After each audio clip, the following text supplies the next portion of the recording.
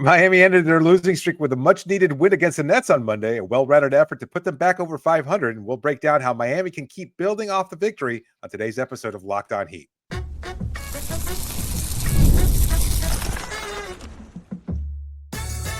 You are Locked On Heat, your daily Miami Heat podcast, part of the Locked On Podcast Network, your team every day.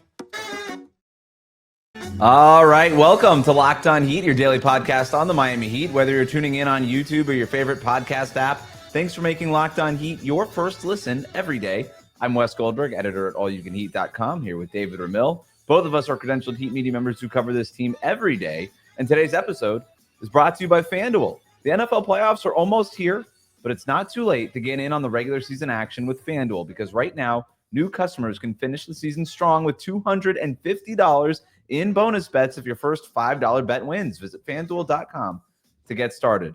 Have a jam-packed show for you today. We're going to talk about Kel'el Ware's most impressive game of his rookie season and some potentially devastating news about Dru Smith. But we're recording this after the Heat beat the Nets to snap a 3-game losing streak. No Jimmy Butler in this one, also without Terry Rozier and Kevin Love. Beating the Nets isn't exactly the most impressive win, David, but they did need it to get back on track. Beggars can't be choosers here after 3 straight losses. And here's what stood out to me. Bam Adebayo. Because with Jimmy Butler out, somebody needed to be that consistent source of offense, to get to the line, make tough shots. That's what he did.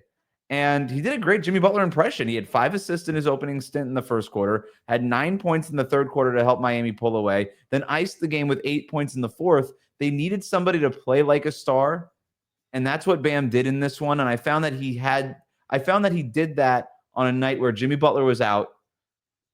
Very interesting. It didn't feel like a loud night for Bam Adebayo, but it was just sort of this steady drumbeat of important contributions.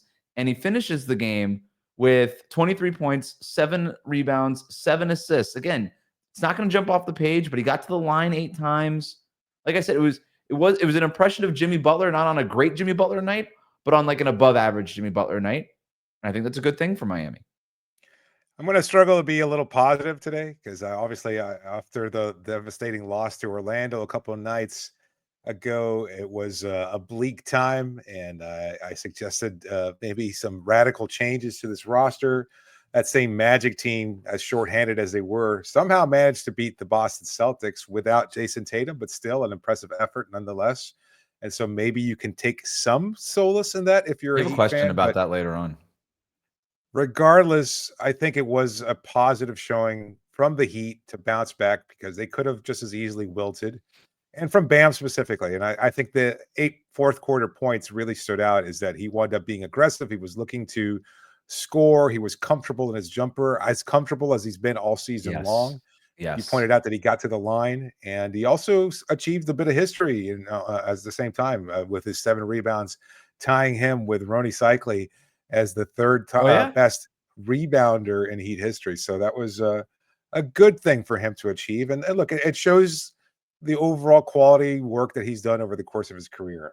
You use the word like a star, like Jimmy Butler, on a good game, and I think that's fine. Like, again, I think we're still pretty confident saying that Bam may not be a number 1 option at any point in his career, and that's okay also, given the fact that he does contribute in so many ways. And tonight was one of those well-rounded efforts. You know, he put up the rebounding numbers, had some great defense, and did just enough scoring where it kind of changes the opinion of people that maybe he's being passive and things like that. So I think it was a really solid showing from him, and I'm glad to see it. And so for Miami to be able to capitalize on that showing and be able to continue to build and not, wilt in the fourth, I think was a pretty good thing for them. And well, that's where I'll leave it. Well, so this is more interesting, I think, is what do we do with this kind of thing? Because we understand that the Miami Heat are at a bit of a crossroads as an organization, right? And just like you kind of hinted at it, but you basically, for the first time in 10 years of us doing this show, said that the Heat need to blow it up. And I don't think beating the Nets makes you change your opinion on that necessarily. And by the way, it shouldn't, right? 1 win isn't a big deal, right? Even a win without Jimmy Butler isn't a really big deal. The reason guys can listen back. It's very obvious why you and I think that this team is at a crossroads and tough decisions might have to be made here is because beating the Nets is one thing. This team isn't good enough to beat the Boston Celtics or the Cleveland Cavaliers or the top teams in the Eastern Conference in a 7-game series and make it to a championship. So then you have to ask the hard question of, well, what do we do now? And beating Brooklyn after they've traded away Dennis Schroeder and they're without some key players and all that doesn't do anything to change any opinions one way or the other. But they do have more games to play here. We're only 27 games into the season now. We don't know when or if or any of this stuff is going to be resolved.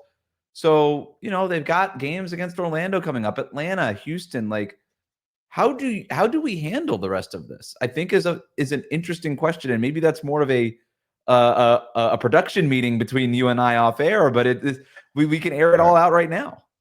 Yeah, it's kind of a kind of philosophical discussion as well too, because it's what you prioritize in terms of watching this team and what you want this team to be. And so if you're looking at it from the front office's perspective, as you said, you've got to make some cold decisions and perhaps some radical ones. It's you've seen that you have some quality players and you have some nice potential in some of the players that you've drafted of late. Nikola Jovic had a solid game. Kel'el Ware, who we'll talk about, they both had solid games.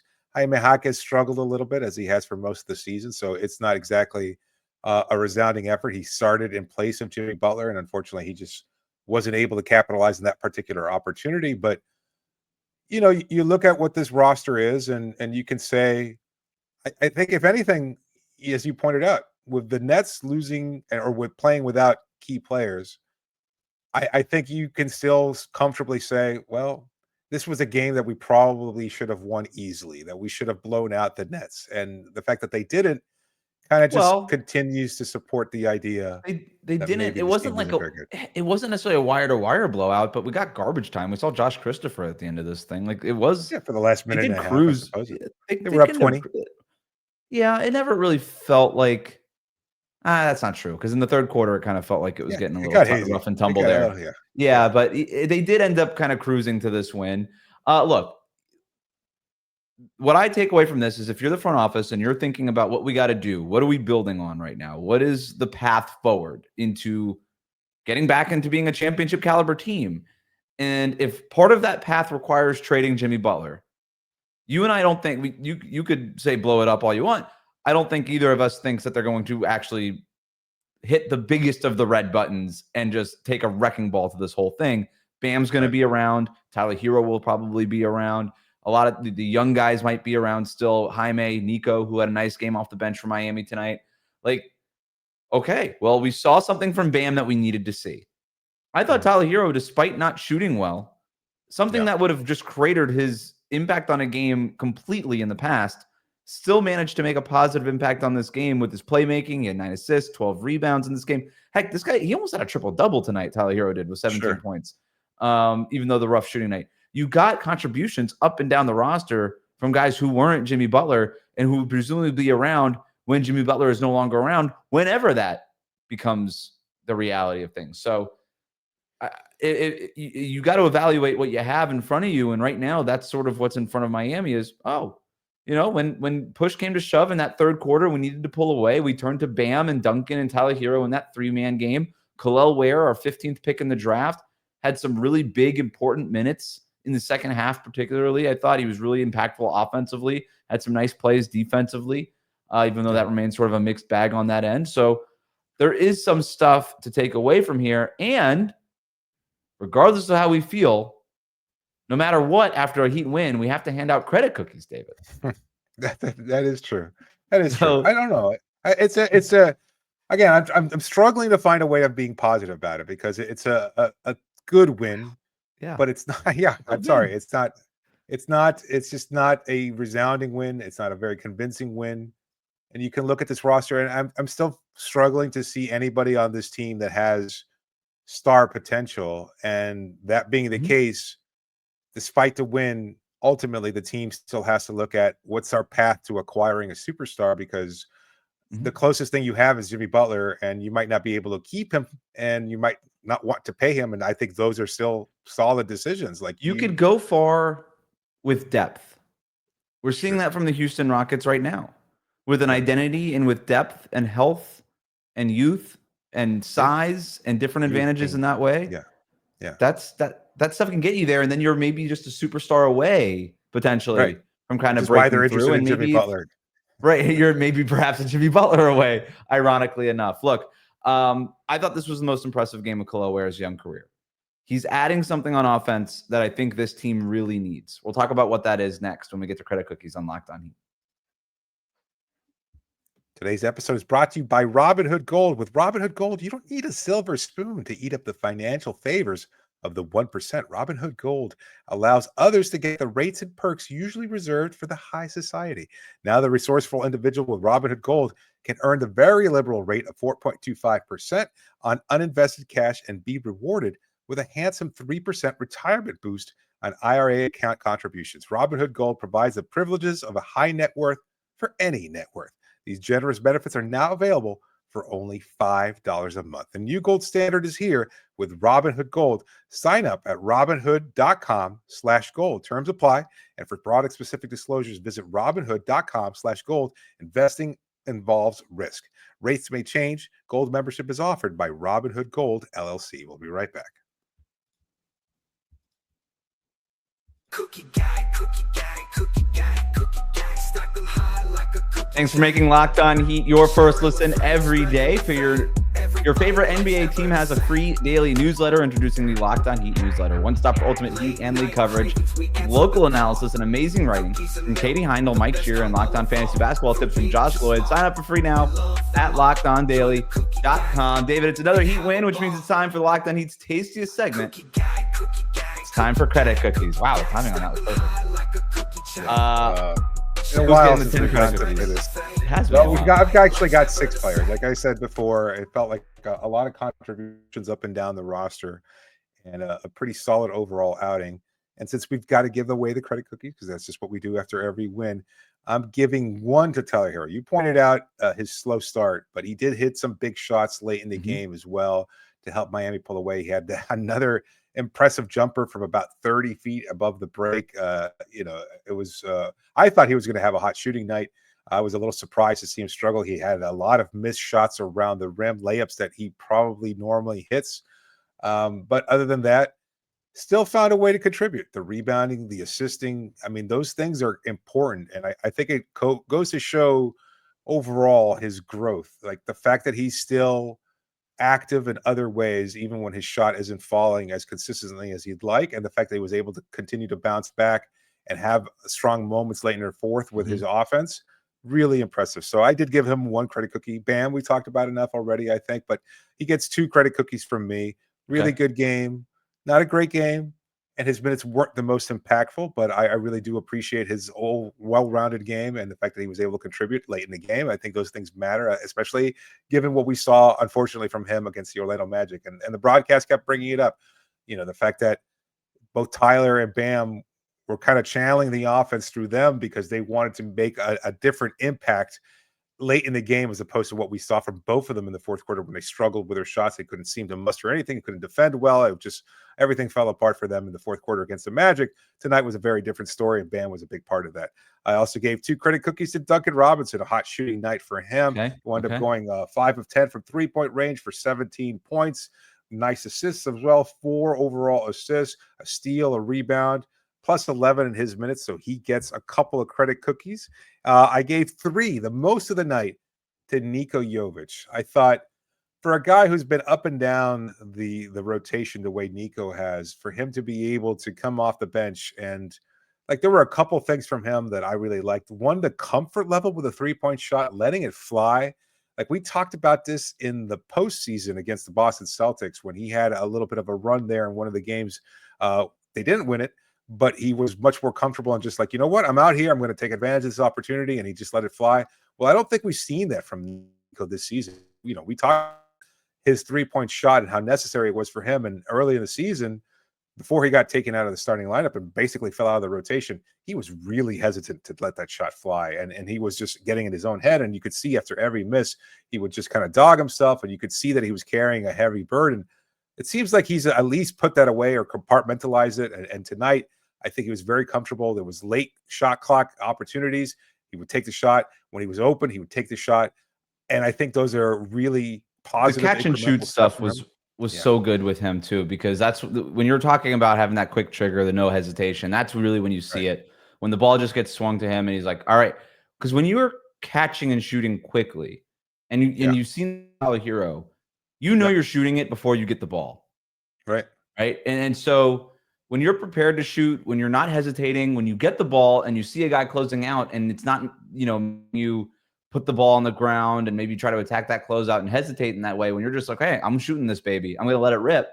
That's really great. He also had a nice bully ball moment in the first half where he got the ball sort of in semi-transition and just took it to the smaller Brooklyn Nets player. All that stuff is good. He also had some good defensive rotations and defensive moments too. So yeah, well deserved of some cookies here. I think it's almost, and I might be wrong, but on these drives, it's almost like he's found a way of working on his timing, so it looks almost like he's taking an extra half step, maybe even some travels, or understands how to incorporate the gather a little bit better so that he can use his size and muscle even against fairly evenly sized players, like where he's able to create more shots at the rim. And we've seen this more of him in the positive games he's had over the last 5 to 10 game stretch. And I think we saw some of that tonight. And I did like that, because I think, again, it shows the fact that he's growing, that he's physically stronger, that he's more adept at understanding the nuances of the NBA game. And you're not going to get called for travel if you get the bucket. Like, it's very rare if you're in the gather there. So for him to be able to make 4 of 4 on the free from the free throw line too. So he's getting to the line a little bit now. Yeah, exactly. So the positive showing from him. I gave one credit cookie to Alec Burks. We didn't see him against the Orlando Magic. Didn't play. Yeah, I thought he had a really nice shooting night. Was able to capitalize on some catch and shoot opportunities. Again, a guy who is going to let it fly. There's no worry about him having the confidence or the comfort level, but he was able to knock those down, and they were positive, and they needed every one of those points. So I gave him a credit cookie, and then one to Kelel. And I think maybe that's the bigger story here, because I still see some of the negative things, like, he's out of position a little bit on defense. His hands are a little bit weak, but you can't teach size, and he certainly has that. When he was showing in the third quarter and the fourth quarter, whenever those moments were where he was at the rim and he was able to catch a couple lobs, one from Tyler, and just being there in the moment, like, those are impactful things. And you talked about it, you kind of hinted at the fact that he brings something that no other player on this Heat roster has. Well, it's 7 feet, and that is something. Like, defensively, he's still a little aggressive and looking to block his shots. You pointed this out. Like, when we scouted him before the draft, you had some legitimate concerns. I might have been a little higher in thinking that was going to translate immediately to something that Miami didn't have. But I still, we've kind of flipped a little bit in that, because while he is still bringing those positives, I still see some of the negatives. But overall, the fact that he was able to make a contribution, and it feels like he is trending in the right direction. And that's why I awarded him the credit cookie. So, yes. And if I can have one nitpick in your credit cookie allotment here, I probably would have gone 3 to Bam, 2 to Nikola Jovic. Swap those, just because, Bam's a little bit more important to this team than Nikola. I expect more from Bam, so that's why it was kind of weighed against expectations. And that's sort of where we are with Kelel Ware too, right? It's the expectations of it all. He does chase blocks. He did end up getting out of position on a couple of those things where, he ended up with how many blocks in this game? 2? Just 2. He had 2 blocks in the game? 1. No, he had 1 block. He was awarded 2 steals, which I think were kind of like, I don't know how they counted those. I thought that was 2 blocks. I want to see that box score tomorrow. Maybe they update it. But he did chase more than that and ended up getting out of position on a couple of those. But he's 20 years old, right? And we're talking about expectations here. The main thing that I like from him is that size on defense. You already said it. You can't teach size. And that size and athleticism makes up for so many of those mistakes. Yeah. And it's something that this Heat team doesn't have. We always talk about this Heat team needs to play perfectly in order to get good things to happen. Kelel Ware, because of his size and athleticism, does not have to play perfectly. That's the beauty of being enormous. And that's why you see some of these best teams with all these big players, teams like Orlando and Minnesota. I think about their defenses last year. They weren't like locked in, dialed in, making the perfect rotation on every play the way that Bam Adebayo and Draymond Green do. But they're just enormous at every position. And so if they are a little bit out of position, they just reach a long arm out one way or take a huge step the other way, and they're right back in position, or they're chasing something down and making something happen. And that's something that the Heat don't otherwise have outside of Kel'el Ware. And then offensively, it was like throwing to Calvin Johnson in his prime. It was just like everything was in his catch radius. It was lob after lob. Like, it just felt there was one that Tyler Herro threw. I don't think he even looked at in Kel'el Ware's direction. He just sort of tossed it up in his general direction and knew he was going to go in. Like, the Miami Heat social media team actually made fun of the old Patrick Mahomes bleep it, Tyreek Hill's down there somewhere meme. And they said, Kel'el Ware is up there somewhere. Like, you could just throw it to him. And it was amazing having that guy in the dunker spot as a lob threat. The Heat don't have that. And it was really interesting, too, in the first half. When Bam was in the game, Tyler Herro and Bam would run this pick and roll. Bam has it on that short roll, hits it to Jaime Jaquez Jr., who's made his office the dunker spot recently. And Jaime's not dunking it, but he's finishing with a layup, putting the shoulder into a guy. He's getting into the basket. Next play, Bam subs out, normal substitution pattern. Kel'el Ware comes in. They have Jaime set the screen for, I think it was Duncan Robinson this time. Short roll with Jaime. Jaime lobs it up to Kel'el Ware in the dunker spot for maybe one of the easiest buckets of the game. And that just unlocks something in this Heat offense that they didn't have. And for a team that struggles to score consistently, just having that guy with that catch radius like Calvin Johnson, just be able to put the ball in the basket from above the rim is so important. I agree 100%. Like, again, I want to try and stay positive because he is young and he's still growing and learning. And he was throwing the oop signal, like, toss it, I'll catch it. And they complied and they recognize that he's there and available and that he can make these things so much easier. If somebody's going to be driving to the rim and commanding a double team, or somebody kind of helps off Kel'el for a second there to catch on the ball handler, there's a good chance he's going to wind up with a dunk, and that's positive. The 3-point shot that he hit from the corner. Saw that. I'm sorry. We saw literally that in the fourth quarter. Tyler Herro driving to the rim. Cam Johnson stuck to Kel'el Ware. And Tyler Herro was just like, okay, you got all the way to the basket for an easy layup. Right. Like, they don't have that in the offense. Right. No, it is a positive thing. And anything that can add a different dynamic to a team that struggles to score, I think is a welcome sight for Heat fans. So, again, that's a positive. Can I say one more thing shot about that? that hit from the corner. No, say the three-point shot. Yeah, go ahead. No, the three-point shot was good. My concern, again, is that on the following couple possessions, he was looking more to shoot from the perimeter and wasn't making himself available as that lob threat. And I can't recall now if it was just because there wasn't anybody on the floor. I think he was sharing the floor with Dru Smith at that point before his injury, and maybe he wasn't expecting Dru to kind of be that kind of lob threat or be able to drive to the rim to get him those easier looks. I'm not sure how it played out, but it felt like he was just, okay, I hit that 3-point shot. Maybe I've got it, maybe I'm feeling it tonight a little bit. He took another 3-point shot. It was way off. Then he was kind of even on the next few possessions, just more of a perimeter player. And that's just not the strength of his game. It's nice that he has it as something in his arsenal, but I just don't know that it's going to be consistent enough yet where he can afford to be that kind of guy. He's not Kristaps Porzingis. He's not Karl Anthony Towns. Those are guys that you feel comfortable. It's like, oh yeah, he's going to take a 3-point shot. We know they can do that consistently enough.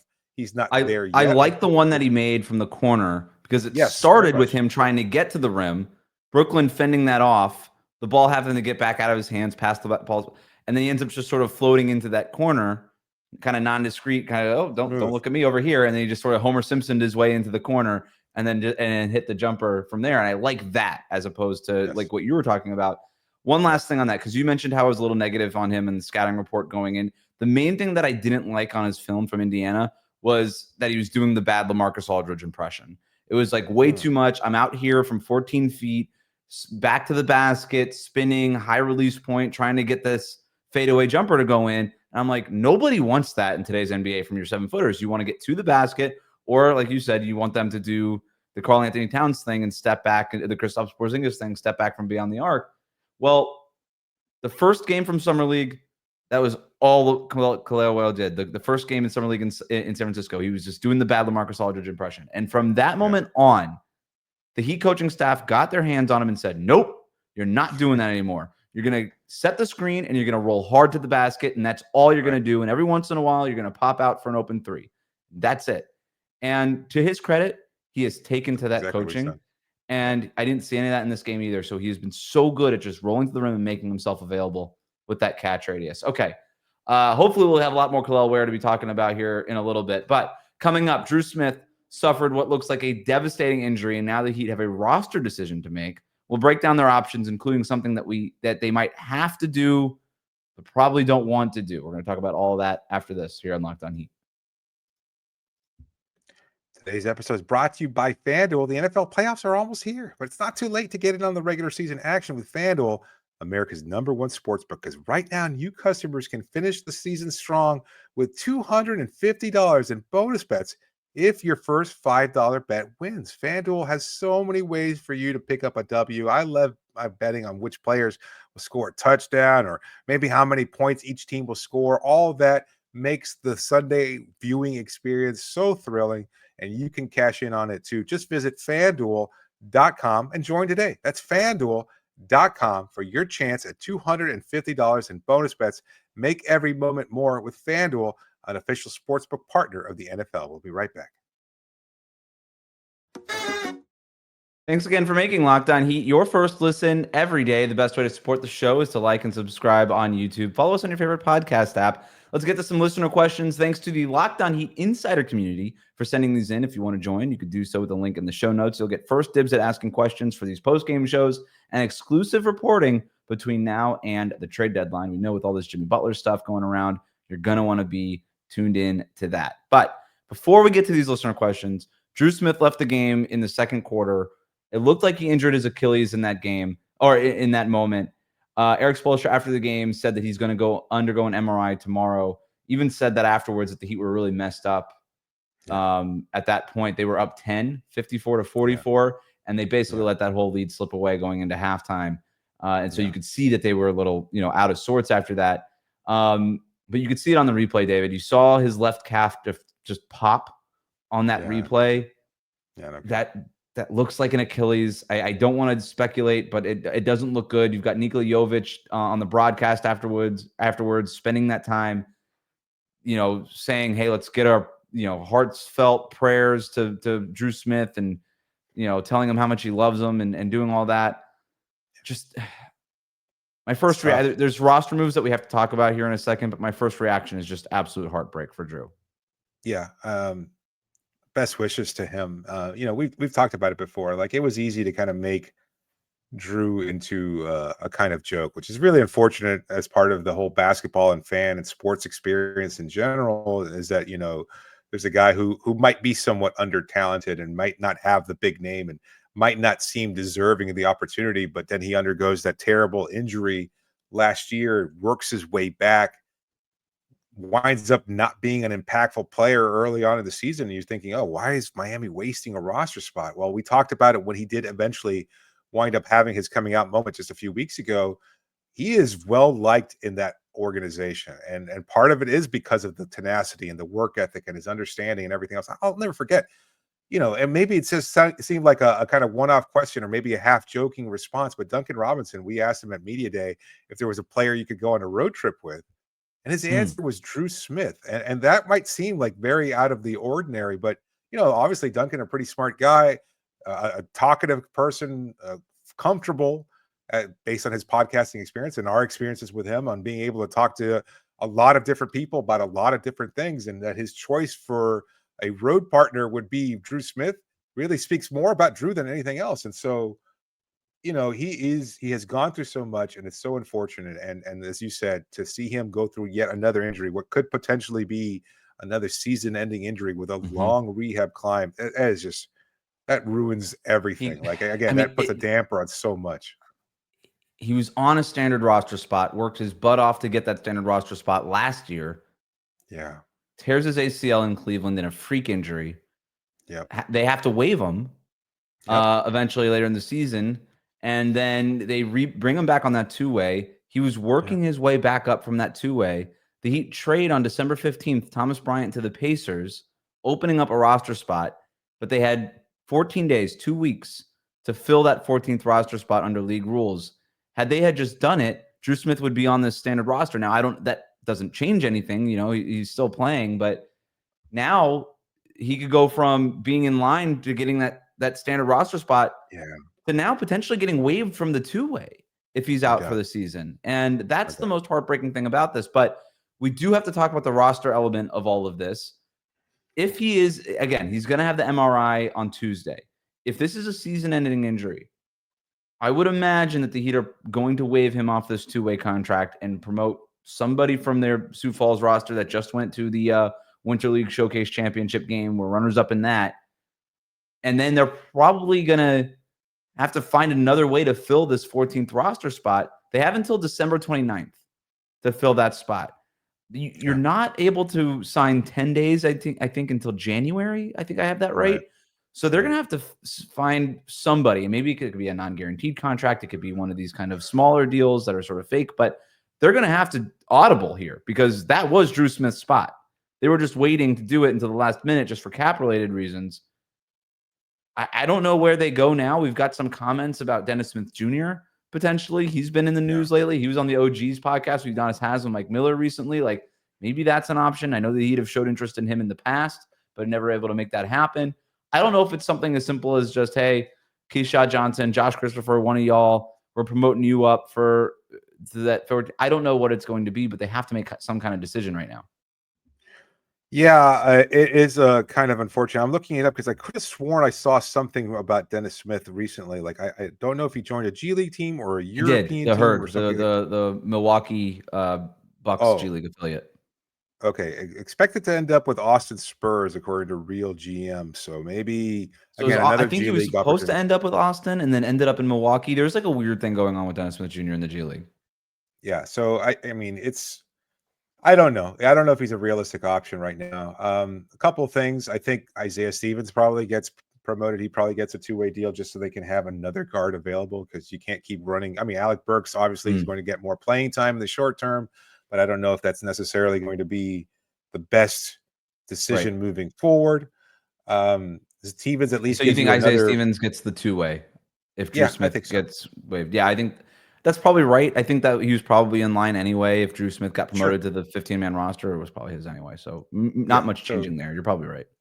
As far as the extra roster spot, then, yeah, you could fill it with a proven veteran. It might be something that you look to address if you wind up trading Jimmy Butler. And again, that's maybe something you kick the can down the road, but you can't wait too long because you want to add somebody as soon as possible.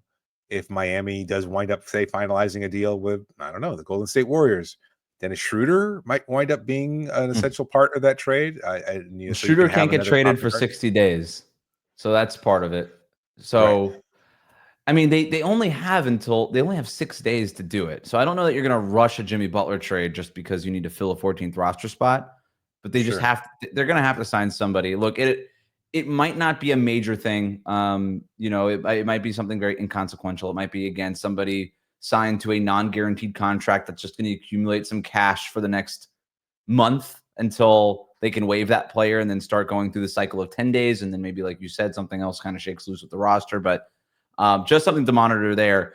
In terms of our listener questions, Flavio writes in, without Dru Smith, is it Josh Christopher time? We did see Josh Christopher get his first minutes in an NBA game this season in garbage time in this game.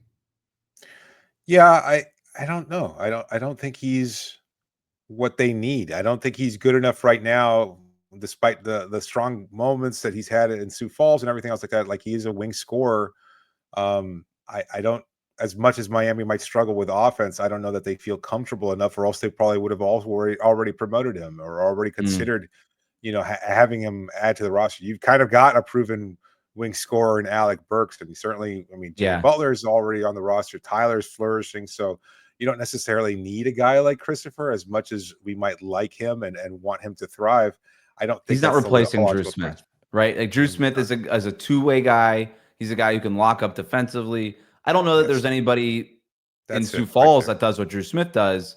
No one. But he's a connector, right? Eric Spoelstra always called him a glue guy. Josh Christopher, he's a gunner.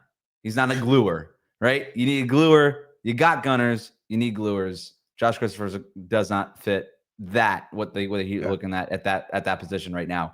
William writes in, does the Magic beating the Celtics make us feel better about that loss at all? And he kind of has like a little joking emoji here. So interesting that was great. Tristan da Silva hitting like the game icing 3-pointer at the end of that Celtics game.